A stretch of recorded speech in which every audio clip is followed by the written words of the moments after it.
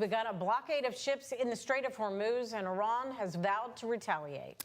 In a social media post on Sunday morning, President Trump said that the U.S. will restrict every vessel that has paid a toll to Iran. The president's declaration comes a day after U.S.-Iran peace talks collapsed without a deal. President Trump said Iran refused to budge on its nuclear program, which Donald Trump also said was the most important part of that deal. Before Congress returned to Washington, our Conrad talked with Senator Rand Paul, a notable Republican pushing for more congressional oversight.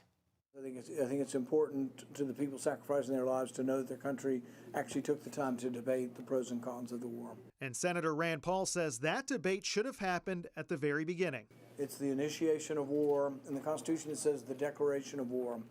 It didn't happen that way. While the United States and Iran are in the middle of a 2-week ceasefire, talks over the weekend collapsed between the two sides without reaching an agreement. I think that's bad news for Iran, much more than it's bad news for the United States of America. Just a couple weeks ago, the Pentagon sent a request for millions of dollars in funding to continue the war.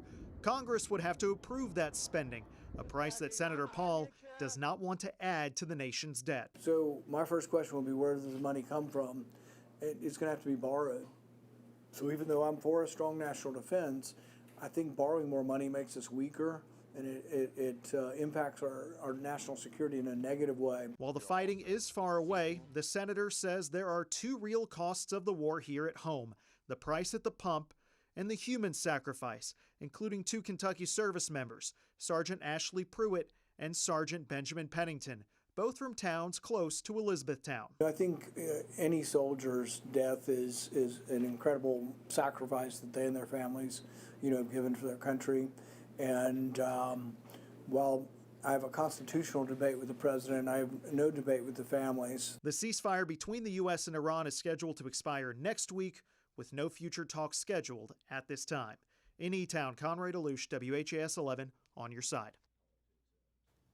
Well, Congress is back in session, and at least 10 Democratic senators have sponsored a war powers resolution aimed to force a vote to stop the war in Iran. Senator Paul has supported the measure in the past and says that vote should happen.